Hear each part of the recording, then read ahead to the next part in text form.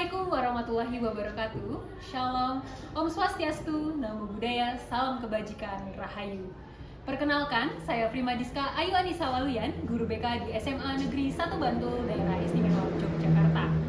Saat ini saya sedang mengikuti pelatihan teknis pengembangan kompetensi Guru BK untuk fasilitator daerah mengenai 7 jurus BK hebat.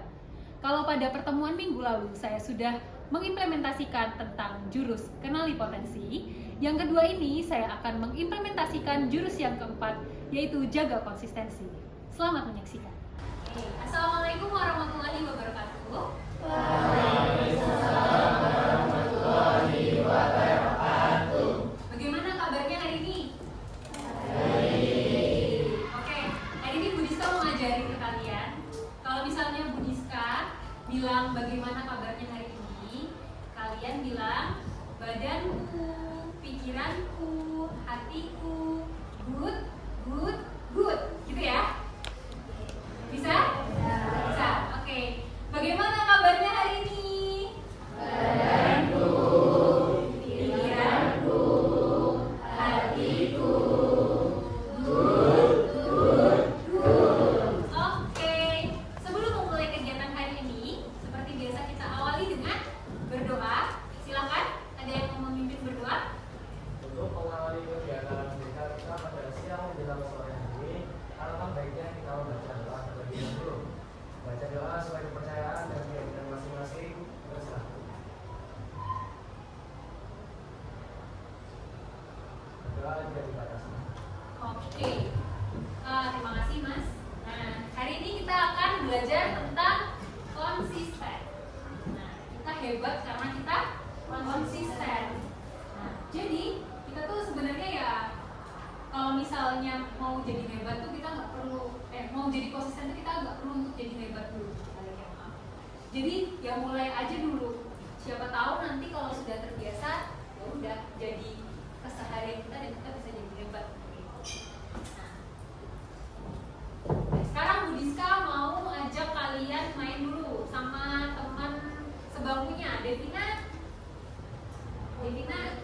gak punya teman sebangku ya, apa-apa. Nanti main sama ibu ya. Oke. Jadi yang lain udah ada teman sebangkunya kan? Nah, sekarang sweet dulu sama teman sebangkunya. Sweet dulu. Nanti yang menang jadi A, yang kalah jadi B. Oke, nanti jadi A berarti di mana ya? Oke, Devina kepalin tangannya. Yang A udah kepalin tangannya. Oke, dalam waktu 1 menit kita harus membuka kepalan tangannya yang A. Oke, yang B harus membuka kepala tangan yang A. Gitu ya?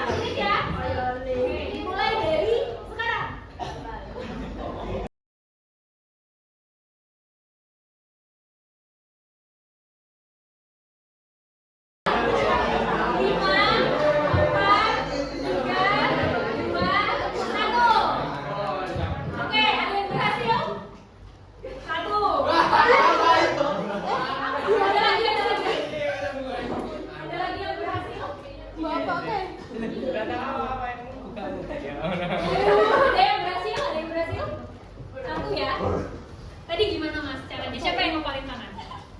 Yang ngepalin tangan? Nah, terus kamu ngapain? Kok bisa? Aku cuma nyuruh dia buat buka. Oh Terus iya. buka. Oh iya. Iya. Saya udah ya. Ekspektasinya bakal mungkin dibayarin apa gitu. Ternyata cuma gitu. Kamu maunya gimana?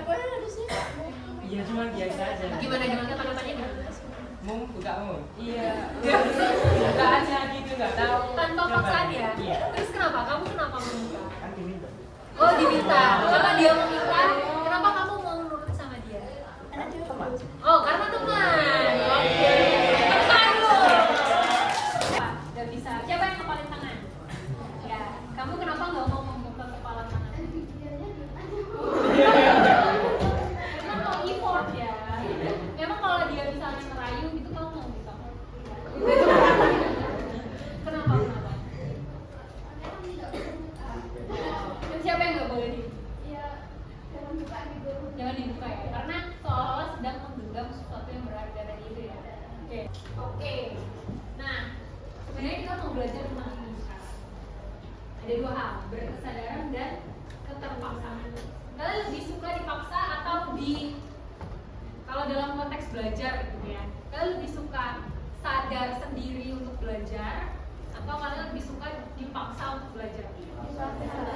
Sadar, ada yang dipaksa. Oke, ibu dengar dulu yang dipaksa. Kenapa nih Mas? Kenapa kamu suka? Kalau nggak dipaksa mau, berarti kamu butuh dorongan, butuh motivasi dari luar gitu ya. Oke, tadi yang lebih suka sadar siapa? Kayaknya tadi ya rakyat-rakyat di sini ya. Coba, Rizka, pengen tahu nih.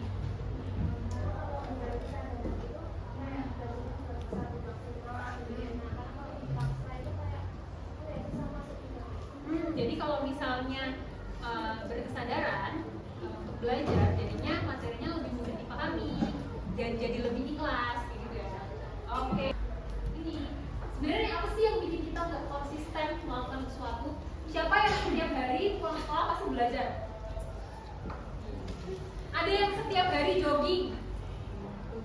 Enggak. Ada yang setiap hari ngapain ya?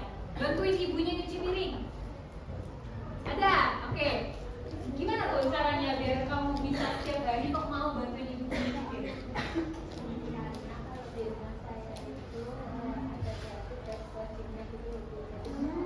Setiap hari itu harus diwajibin bantuin ibu gitu kalau misalnya nggak nyuci piring ya nyapu. Cuman karena saya lebih suka nyuci piring jadi tiap hari saya nyuci piring. Kamu ngelakuin itu sama siapa? Sama adik, kakak, atau gitu?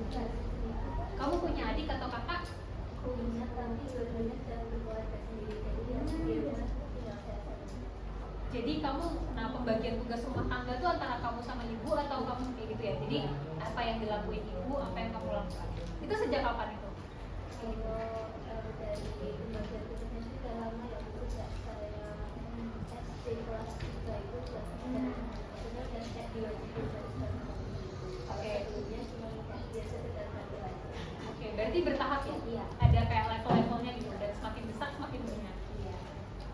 Oke, terima kasih. Tepuk tangan dulu nih.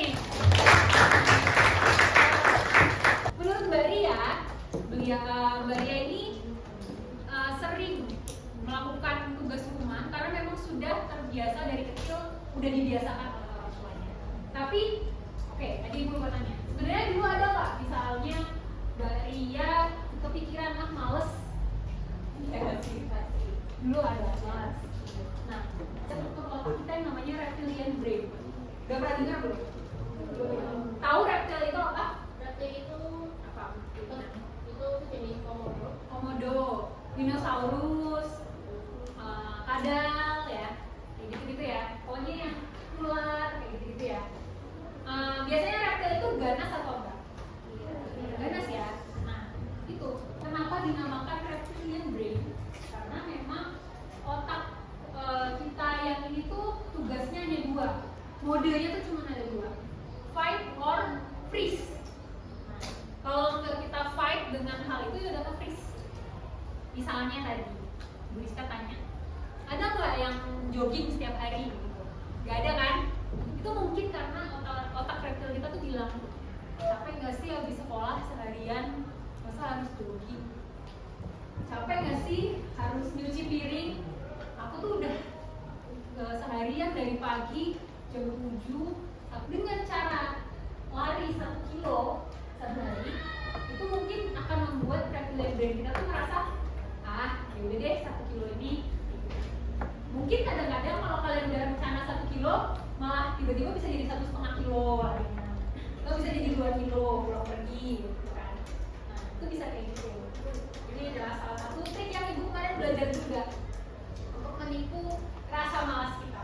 Jadi kayak misalnya, yaudah deh baca buku 15 menit dulu, tiba-tiba udah seru, ternyata udah sampai 30 menit.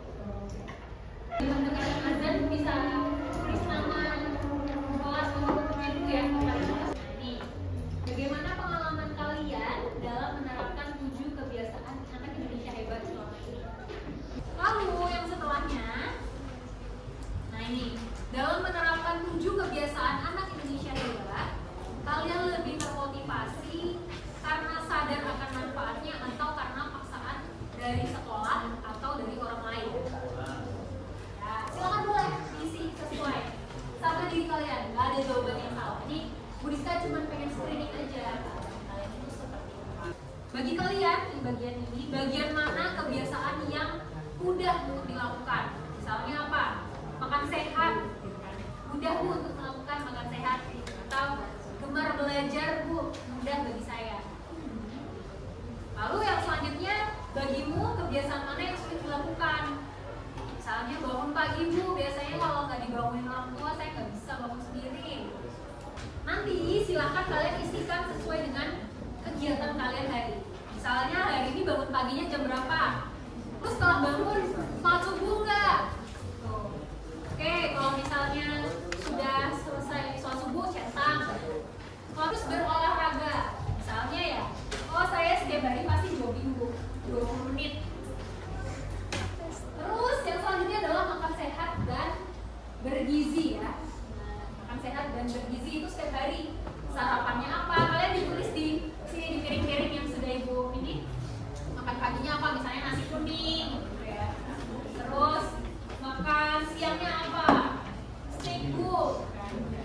Terus makan malamnya apa? Ikan goreng sama lalapan Bu. Jadi itu gemar belajar. Gemar belajar ini adalah yang kalian lakukan selama belajar yang kalian lakukan di luar jam pembelajaran. Selanjutnya adalah bermasyarakat. Misalnya apa yang kalian lakukan? Saya ini mau volunteer mengajar calistung di desa saya. Itu udah termasuk.